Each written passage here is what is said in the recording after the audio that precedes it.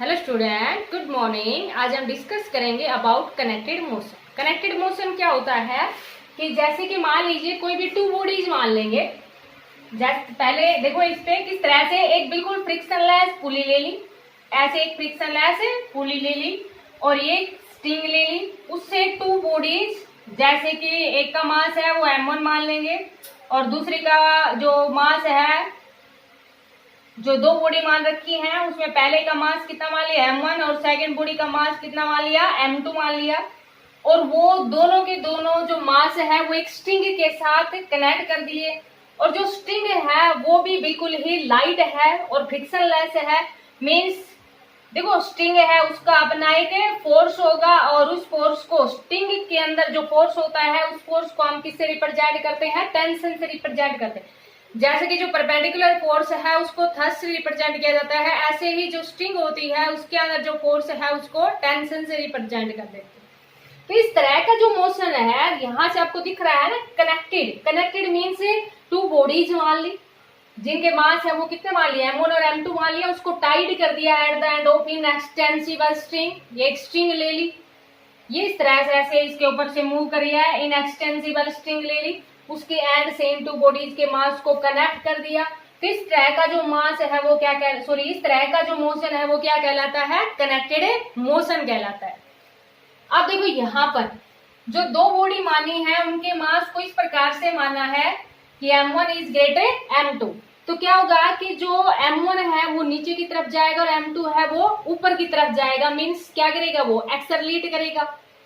पुली आप समझ रहे होंगे, जैसे कि पहले क्या होता था, जस्ट इस तरह का जो मोशन है ना कि जस्ट ट्यूबवेल से पानी को निकालने के लिए एक बाल्टी ले ली और एक तरफ तो क्या करते थे, बाल्टी को ऐसे उसके अंदर से ऐसे मर्ज कर दिया, दूसरी तरफ क्या करते थे, ऐसे फोर्स लगाते थे। तो जैसे कि एक तरफ बाल्टी ले ली, दूसरी तरफ क्या कर रहे हैं, उससे ऐसे फोर्स लगा रहे हैं तो पानी को ऐसे खींचते थे। पुली क्या है, ये बिल्कुल ही लाइट और फ्रिक्शनलेस पुली है।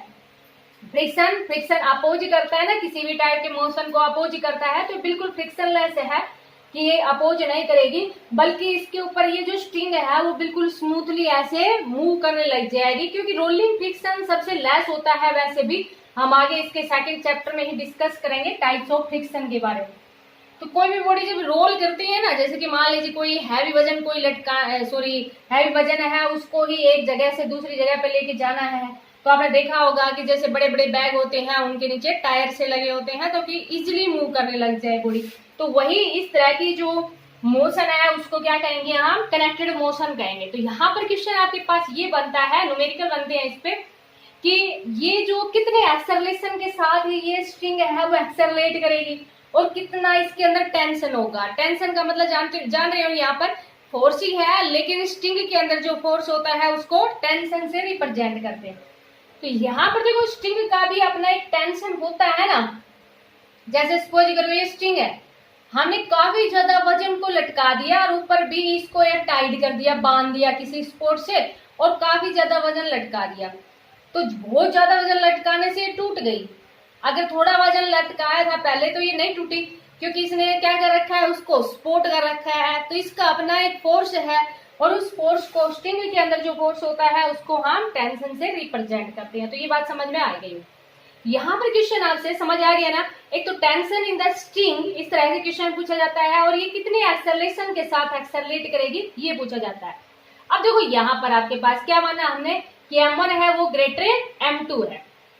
जब m1 ग्रेटर m2 है इट मीन्स ये नीचे की तरफ जाएगी और m2 है वो ऊपर की तरफ जाएगा। मीन्स हैवियर बॉडी है वो तो एक्सेलरेट डाउनवर्ड करेगी और जो लाइटर बॉडी है वो एक्सेलरेट अपवर्ड करेगी।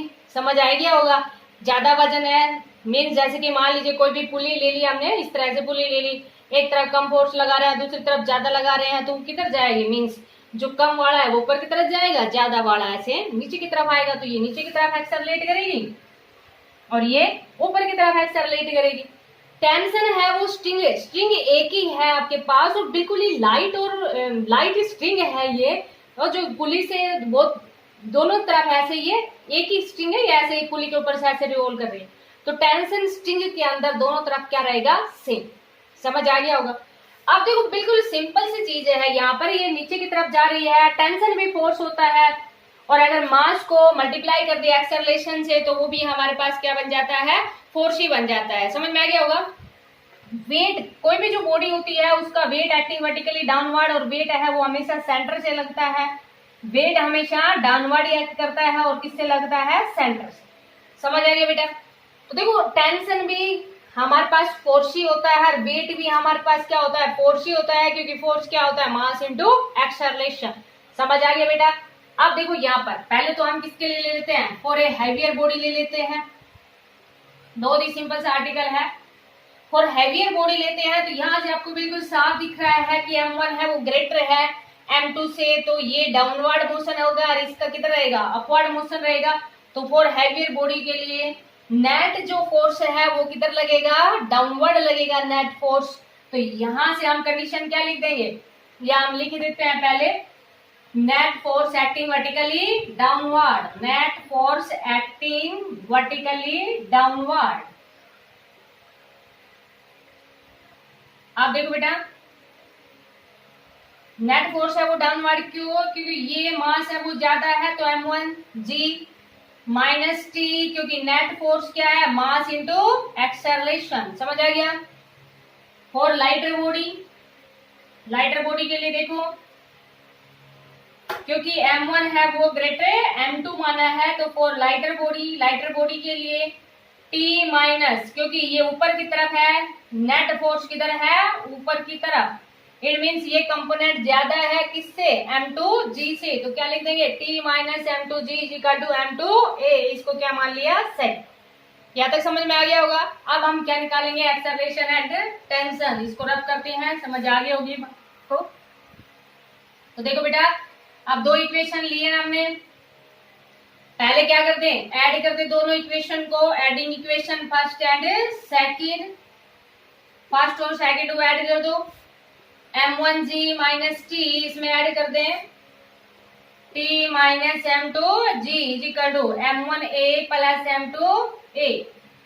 यहां से देखो T से T कैंसिल हो गया, M1G minus M2G equal to M1A plus M2A। तो यहां से हमारे पास क्या आ गया, M1 minus M2 into G equal to M1 plus M2 into A। समझ आ गया बेटा। अब देखो ये A इक्वल टू कितना आ जाएगा, M1 minus M2 into G divide by M1 plus M2।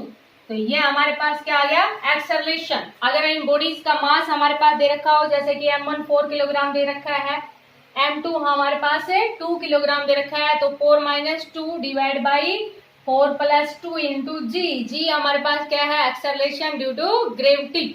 और एक्सेलरेशन ड्यू टू ग्रेविटी की वैल्यू अगर न्यूमेरिकल में आपके पास 10 दे रखी है तो आपको 10 पुट करनी है, अगर न्यूमेरिकल में 10 नहीं दे रखी तो फिर आपको 9.8 पुट करनी है।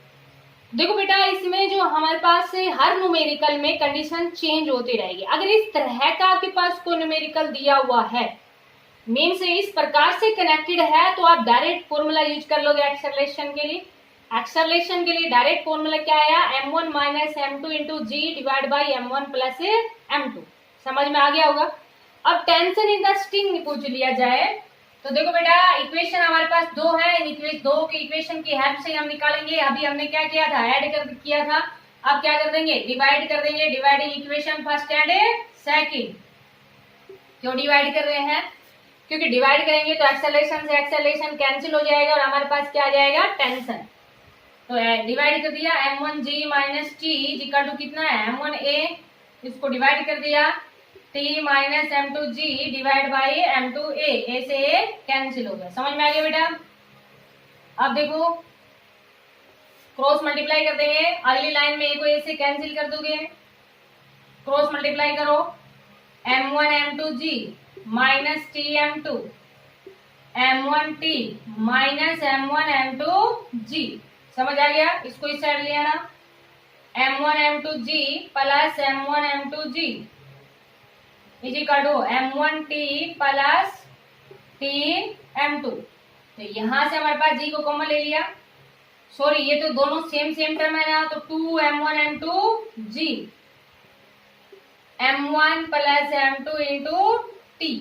तो यहाँ से हमारे पास क्या आ गया, टेंशन। टेंशन कितना आ गया, 2m1 m2 divide by m1 plus m2 और इंटू g।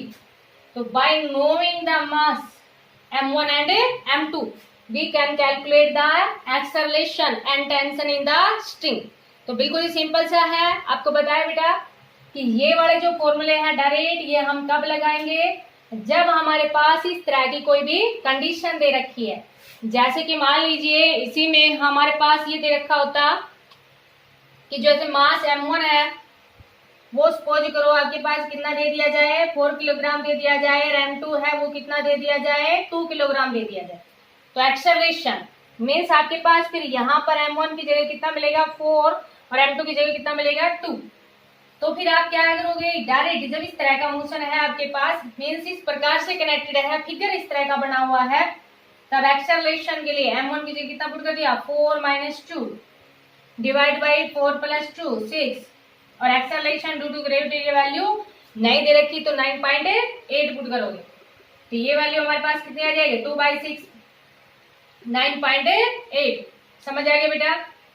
तो ये आ जाएगा 9.8 डिवाइड बाई 3। इसको सोल्व करोगे तो 3 3 जा 9, 3 2 जा 6, बच के कितना आपके पास 2, 3 6 जा मीटर पर सेकेंड स्क्वायर, समथिंग इतना आएगा आपके पास। समझ आ गया होगा ना बेटा। 3 3 जा 9, 3 2 जा 6, बच कितना जाएगा 2, फिर 3 6 जा 18, एंड आगे पी पॉइंटों में निकालोगे तो आगे पी पॉइंटों में 6 ही आ जाएगा। समझ में आ गया बेटा। ऐसे ही अगर टेंशन निकालना है तो टेंशन में भी डायरेक्ट फॉर्मूला पुट कर दोगे, 2m1 की जगह कितना पुट कर दिया 4, m2 की जगह 2 डिवाइड बाई 6 मल्टीप्लाई 9.8। ठीक है बेटा। इसको भी सोल्व करोगे तो कितना आ जाएगा 8 × 9.8 डिवाइड बाई 3 को तो अभी कैंसिल किया था ना, कितना आया था 3.26, और इसको 8 से मल्टीप्लाई कर दोगे तो इतना हमारे पास क्या आ जाएगा टेंशन। टेंशन फोर्स की यूनिट है वो क्या होती है न्यूटन। तो टेंशन हमारे पास किस में आ जाएगा न्यूटन में आ जाएगा। तो इस तरह से आप कनेक्टेड मोशन में एक्सेलरेशन और टेंशन निकाल सकते हो। तो इसको आप अच्छे से अंडरस्टैंड करना। Thank you, have a nice day.